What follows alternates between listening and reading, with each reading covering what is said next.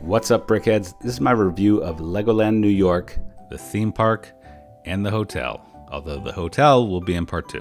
This review took place over 2 years, from the summer of 2022 and this year, the summer of 2023. Our child's birthday is in June. We thought it would be a great trip for his 5th birthday last year. He had seen many Legoland commercials on TV and repeatedly asked, "Can we go there?" So we planned a family trip there with his grandparents, but we didn't tell him where we were going. I wonder what this place could be. It's a play area. It's made out of Lego. This is Legoland Park. You're right. Daddy, this is Legoland. It's a Legoland theme park. I love this. I will love this. Seeing his surprise and joy during our arrival was priceless. Almost worth the cost of the trip. We will get into costs later in this review. First off, this is not a comprehensive review. It's not a negative review, but our entire family did have some complaints, and that's what I'm here to talk about. I will say that up front. We love the park, we went back, and we will go back next year as well.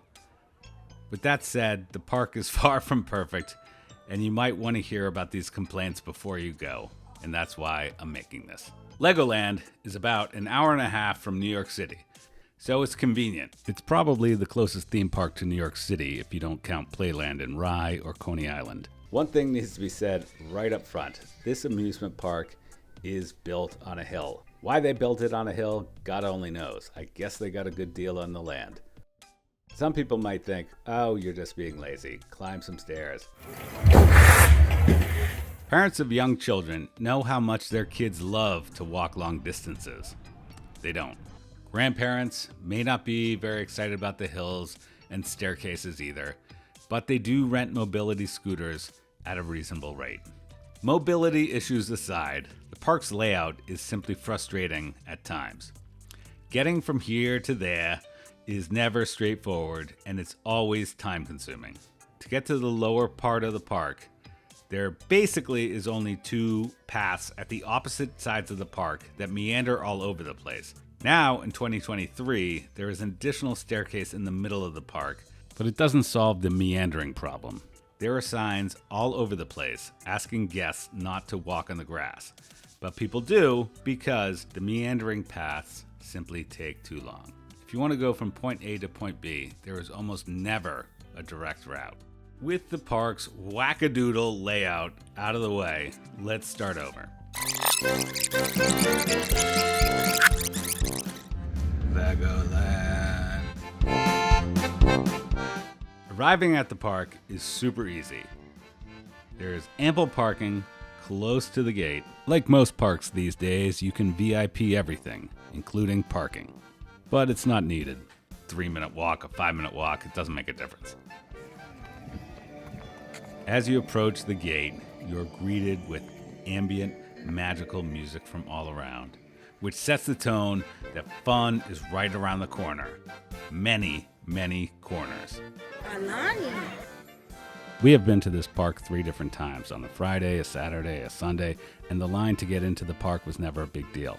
The lines inside the park, well, that's a different story. Like any popular park or popular ride, there are going to be some serious lines, 40 plus minutes at times. So pack your patience. At the heart of Legoland, this park is for kids. And it has rides for kids of all ages, which is great. For younger kids like ours, there's the Duplo train, a carousel, Cars for Kids. 1877 Cars for Kids. And they even have 2 different Cars for Kids, for 5-year-olds and younger, and for 6-year-olds and older. Afterwards, on either ride, you're presented with a novelty license. And if you want to fork over a chunk of change, you can buy a laminated license printed with your child's name and picture on it. It would probably be cool for a couple years. Our child, much to my chagrin, really enjoyed and spent a ton of time at these playground-type places, whether it's a rescue boat or a pirate ship. On our last trip, he spent well over an hour on this pirate ship while we just chilled out. There's also 2 indoor rides that are designed for kids of all ages. I'd call them like haunted house type rides. Our child's favorite part of the park was the build and test area, which is basically just a room with Legos that you build stuff and you can simulate an earthquake, or you can build a car and race other people. Strangely enough, I guess people steal the wheels of these cars, so you need to sign them in and sign them out. Either way, it's an excellent air-conditioned relief zone from the hot sun. Which leads me to the next part of discussing Legoland. We have been there 3 different days, 2 different years, and the sun has been an issue on all of those days. There's little to no shaded area in this entire park. There's exceptions to that, but they are usually taken, and by and large, there is no shade in this park. Yes, I get it. This is a little bit like complaining that there's too much sun at the beach, but when your child starts pleading to get out of the sun and it's only 11 in the morning, it becomes a bit of an issue. There's a lot of rides where you have to wait in line where there's no cover for the sun whatsoever. And this theme continues at the hotel, which you will hear more about in part 2. There's little shade. Bring your sunscreen, hats, maybe an umbrella. While they didn't plan very well for the shade, at least initially, there's plenty of trees that will provide shade in about 20 years.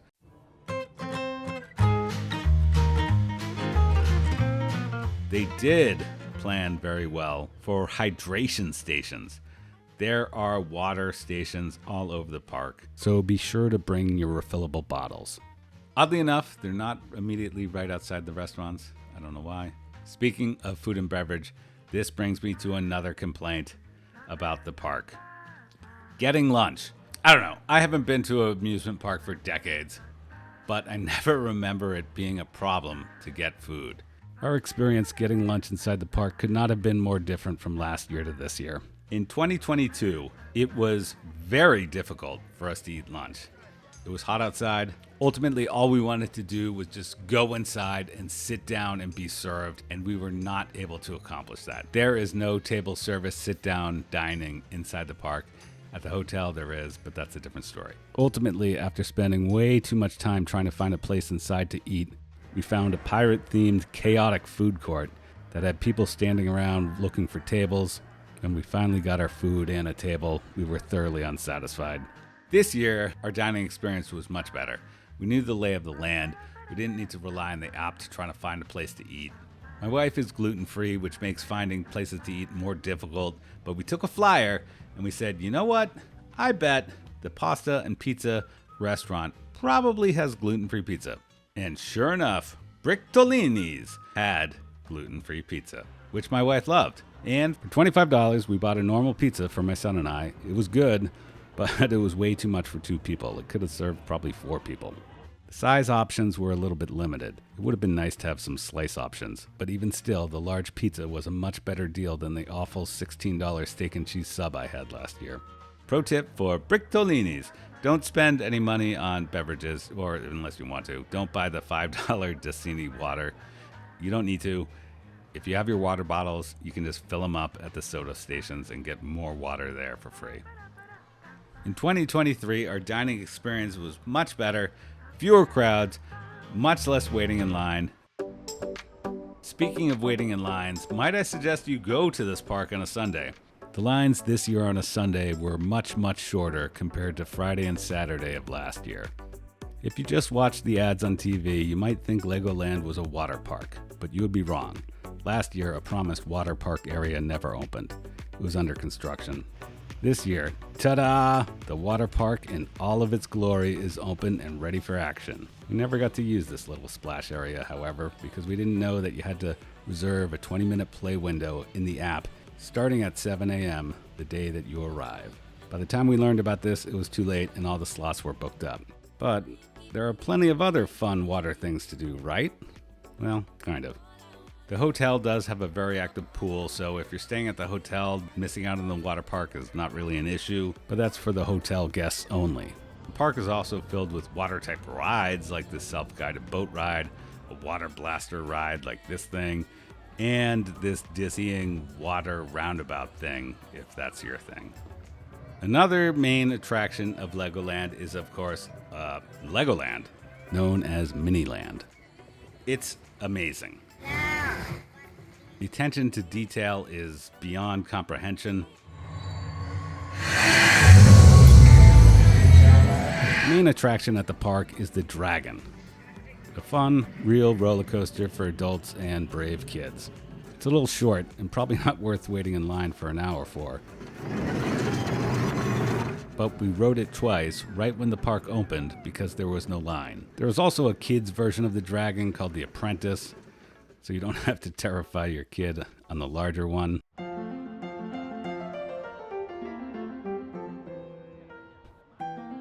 In conclusion, is Legoland a fantastic family theme park? In short, yes. The price of the tickets are not outrageous, and I was able to find, and you probably can too, find discounted tickets online. The full price of a ticket at the gate is probably $85, $90, but we easily picked them up both times we went to the park at an employee discount website called Member Deals for less than $55 a ticket. Parking, on the other hand, is a total ripoff. At $30 to park in the middle of nowhere, New York, seems a bit excessive. I didn't find a discount online for parking. If you did, please leave it in the comments below. Also, parking tip for leaving, you need to actually pay your parking online through the app or a website before you leave and get a QR code. If you don't do that, you'll be stuck at the gate. The gates are totally automated, so pay your parking before you try to leave. If you stay at the hotel, parking is free, so keep that in mind. And that leads us to the hotel. Is it good? Is it okay? Is it fantastic? Be sure to like and subscribe, and most importantly, hit that notification bell so you'll know when Legoland Part 2, the hotel review, is available. Is it worth it? And how expensive is it? It's expensive. Until then, thanks for watching. Hey Google, talk to my hotel. Sorry, I don't know how to help with that. Here are other things you can try.